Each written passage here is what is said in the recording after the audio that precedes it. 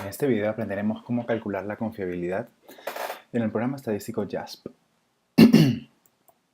La confiabilidad es una medida de la precisión o la estabilidad de una prueba, y esta responde a la pregunta ¿en qué medida la evaluación es consistente? En ese sentido, la confiabilidad está relacionada al concepto de validez. Por ejemplo, un instrumento es confiable en la medida en la que su medición sea consistente, es decir, que produzca los mismos resultados en diferentes momentos, en diferentes condiciones. Y un instrumento es válido en la medida en la que mida aquello que pretende medir. Así, la imagen de la izquierda demuestra un arquero, un instrumento confiable porque su disparo es consistente, pero no válido porque no coincide con el centro. Sin embargo, en el arquero número 4 vemos un arquero que es válido porque todos están alrededor del centro, pero no es confiable porque no hay precisión, no hay estabilidad en su disparo, ¿no? Entonces vemos que la idea de confiabilidad está relacionada con que la medición sea consistente. Si se fijan, las dos que son confiables son aquellas en las que todas las mediciones están cerca a un mismo punto, independiente de que este punto corresponda con lo que el instrumento debería estar midiendo. Para calcular la confiabilidad hay dos principales enfoques. Un enfoque se basa en la idea de la confiabilidad temporal, es decir, que la medición sea constante en el tiempo. Que si es que tomo una prueba de inteligencia hoy y tomo una prueba de inteligencia en 3 meses, los resultados sean los mismos. Y para esto se usa el coeficiente de confiabilidad test-test. En otros casos, la confiabilidad se calcula a partir de la consistencia interna de la prueba, es decir, que la prueba sea consistente consigo misma, que los ítems de la prueba estén relacionados entre sí. Y para esto, el primer método empleado, digamos, es el método de las dos mitades. El método de las dos mitades se tiene una prueba, y esta prueba es dividida entre dos partes, y se ve la correlación entre estas dos partes de la prueba. Si es que la primera mitad de los ítems es consistente con la segunda mitad de los ítems, entonces la confiabilidad o la correlación entre las dos mitades de las pruebas va a ser alta. Sin embargo, esto trae un problema, que es que también podríamos imaginar otra manera de dividir la prueba y esto podría traer un nuevo coeficiente de correlación. Y así podríamos dividir la prueba en varias mitades, en muchos tipos de mitades, y obtendríamos diferentes confiabilidades para cada una de estas maneras de dividir la prueba. Por lo tanto, el alfa de Cronbach trata de corregir este error, este sesgo, y es por esto que se suele interpretar como el promedio de todas las posibles confiabilidades de dos mitades. El alfa de Cronbach oscila entre 0 y 1, y generalmente puntajes menores a 0.6 son absolutamente inaceptables. Puntajes menores a 0.7 pero mayores a 0.6 suelen ser considerados mediocres y algunos autores los consideran inaceptables. Puntajes de Cronbach mayores a 0.7 y hasta 0.8 ya empiezan a ser buenos o aceptables, entre 0.8 y 0.9 ya son muy buenos, y se suele sugerir precauciones cuando los alfas de Cronbach son muy elevados, es decir, mayores a 0.9, porque esto podría indicar de que la prueba es muy redundante, es decir, hay muchos ítems que miden exactamente lo mismo de la misma forma. Entonces, si es que la confiabilidad es demasiado alta, es posible que esto sea porque los ítems son muy redundantes. Hay varias razones por las cuales un alfa de Cronbach puede salir muy bajo. En primer lugar, el alfa de Cronbach se afecta por la cantidad de ítems. Acá abajo tenemos la fórmula para calcular el alfa de Cronbach y vemos que implica el número de ítems elevado al cuadrado. Así, mientras más ítems hayan en la prueba, más alto va a ser este número y por lo tanto más alto va a ser el alfa de Cronbach. Por otro lado, existe la posibilidad de que la prueba sea multidimensional y el alfa de Cronbach solo funciona para pruebas unidimensionales. ¿A qué me refiero con esto de dimensionalidad? Imaginemos que tenemos una prueba de personalidad con estos ítems. Me gusta reunirme con muchas personas, soy extrovertido, soy sociable, me estreso con facilidad, mi estado de ánimo cambia frecuentemente y soy más ansioso que el resto de la gente. Si es que sacáramos un alfa, podría ser un alfa más o menos bajo, por ejemplo 0.62. Y esto es porque esta prueba no es una prueba unidimensional, es decir, la personalidad no es un constructo único. Acá tenemos unos ítems relacionados a extraversión e intraversión y otros ítems relacionados em, a estabilidad emocional, ¿no? Entonces, si es que calculáramos los alfas, por un lado, un alfa de extraversión y un alfa de estabilidad emocional, los resultados serían más elevados. Es decir, un alfa va a ser más alto mientras más unidimensional sea la prueba.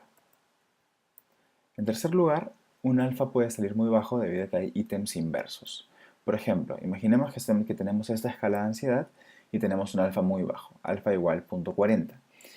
Si es que inspeccionamos los ítems, podemos notar de que hay un ítem que es un ítem inverso. Por ejemplo, el ítem me siento nervioso en el trabajo, pienso que mis pares hablan a mis espaldas, nunca puedo estar en paz y me cuesta mucho calmarme, implican directamente la ansiedad, mientras que me siento calmado la mayor parte del tiempo implica lo contrario de la ansiedad, es decir, es un ítem inverso.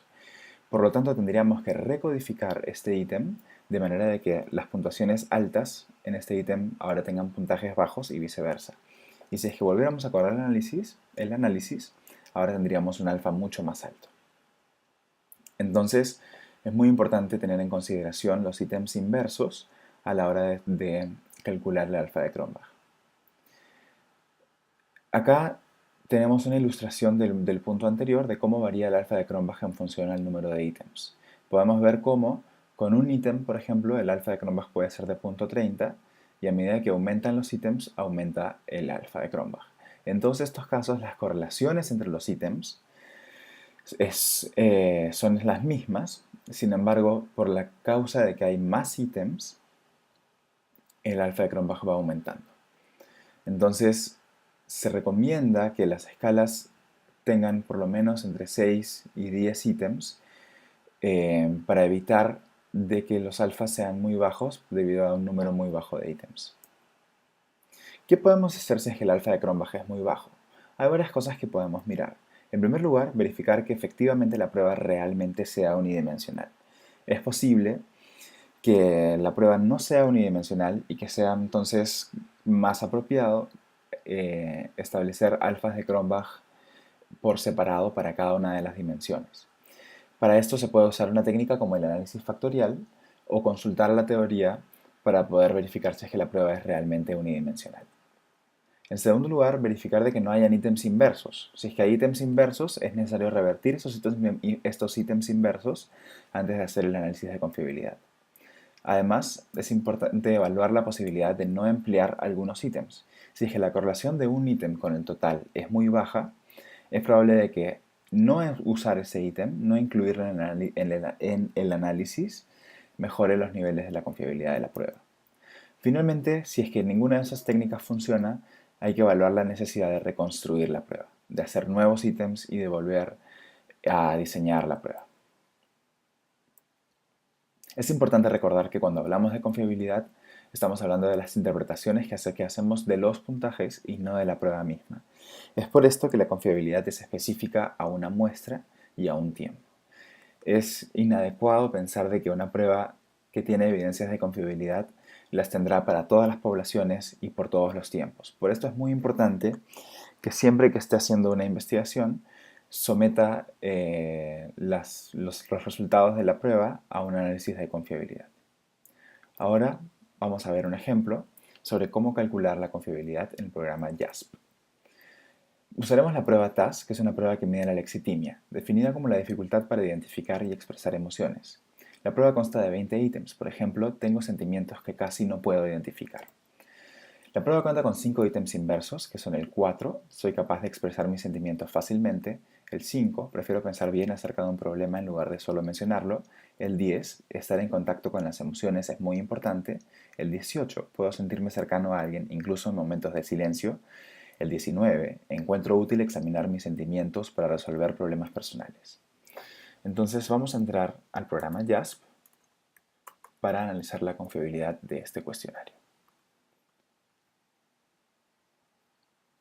Tengo acá la base de datos y la inserto en el programa JASP. Y vemos que tenemos acá los 20 ítems de la prueba. Para calcular la confiabilidad voy al área de descriptivos y pongo análisis de confiabilidad. Ingreso a la mano derecha todos los ítems que voy a evaluar y acá me da el alfa de Cronbach. Acá ponemos los ítems que necesitan ser revertidos, que en este caso son los ítems 4, 5, 10, 18 y 19. Por lo tanto, el ítem 4, 5, 10, 18 y 19 pasan a la columna de ítems inversos. Además, podemos pedirle la media y la desviación estándar de la escala y estadísticos para cada ítem. Acá tenemos el alfa de Cronbach si es que eliminamos el ítem, la media y la desviación estándar de cada ítem y la correlación ítem-resto de los ítems. Entonces, pasamos a inspeccionar los resultados. En los resultados podemos apreciar de que la media de la escala es de 1.995 en una escala del 1 al 5 y la desviación estándar es de 0.5. El alfa de Cronbach es 0.818, o sea 0.82, que es aceptable. Acá tenemos los 20 ítems y las medias de cada uno de los ítems y sus desviaciones estándar. Y acá tenemos las correlaciones entre el ítem y el resto. Idealmente estas correlaciones deberían ser mayores a 0.3 o a 0.2. Entonces podemos ver que, por ejemplo, en el caso del ítem 5, esta correlación es un poco baja, en el ítem 8 es un poco baja, en el ítem 16 es un poco baja, en el ítem 18 y en el ítem 20. Esta columna nos muestra qué pasaría si es que elimináramos este ítem. Y acá podemos buscar la posibilidad de eliminar un ítem para mejorar nuestro alfa de Cronbach. Acá podemos ver de que si es que elimináramos el ítem 20, nuestro alfa de Cronbach aumentaría hasta 0.824. Entonces podemos hacer esto, pero puede ser más apropiado eliminar primero el ítem 8, porque eliminando el ítem 8 nuestro alfa de Cronbach iría a 0.826. Entonces procedemos a eliminar el ítem 8 y vemos cómo nuestro alfa sube a 0.826. Además, las correlaciones ítem-resto mejoran y podemos ver que eliminando ahora el ítem 20, nuestra alfa subiría a 0.833. Siempre es importante evaluar el costo-beneficio al eliminar ítems de una escala, ¿no? Si es que el alfa de Cronbach no incrementa significativamente, entonces puede ser de que no se justifique eliminar un ítem para un incremento del alfa muy pequeño. Sin embargo, si es que el alfa de Cronbach está por debajo de niveles aceptables y eliminar un ítem va a mejorarlo sustancialmente, entonces puede estar justificado eliminar este ítem. En este caso, por ejemplo, eliminar el ítem 20 llevaría nuestro alfa a 0.833. Sin embargo, ya está en 826. O sea, pensando en dos decimales, nuestro alfa está en 0.83 y acá seguiría siendo 0.83. Entonces, en este caso realmente no sería muy provechoso eliminar el ítem 20, especialmente dado que nuestro alfa ya está en rangos aceptables. Pero solo por hacer el ejercicio podemos probar borrar el ítem 20 y ver cómo nuestro alfa ahora está en 0.833. Y de hecho, solo podría mejorar eliminando el ítem 5. Nuevamente, solamente por fines didácticos podemos eliminar el ítem 5 y ver de que tenemos nuestro alfa en 0.835. Y mirando ahora esta columna, podemos ver de que eliminando el ítem 16 podría mejorar más nuestro alfa, 844. Eliminando el ítem 19 podría subir a 0.845 y eliminando el ítem 10 podría subir a 846. Sin embargo, estos cambios ya son poco significativos. Lo que quiero ilustrar acá es que llega un momento en el cual ya no hay forma de mejorar el alfa de Cronbach. Estamos ahora en 846, eliminando el ítem 19, subiría a 849, eliminando el 18, subiría a 854. Y acá está lo que quiero mostrar. Ya no hay ningún ítem que podamos eliminar para mejorar nuestro alfa de Cronbach. Entonces, si es que hubiéramos hecho esto y hubiéramos eliminado una cantidad significativa de ítems y ya no hay ni un ítem que podríamos eliminar, imaginamos que nuestra prueba siga estando en un nivel inaceptable, entonces tendríamos que evaluar la necesidad de reconstruir la prueba. Espero que este tutorial le haya sido útil y nos vemos la próxima semana.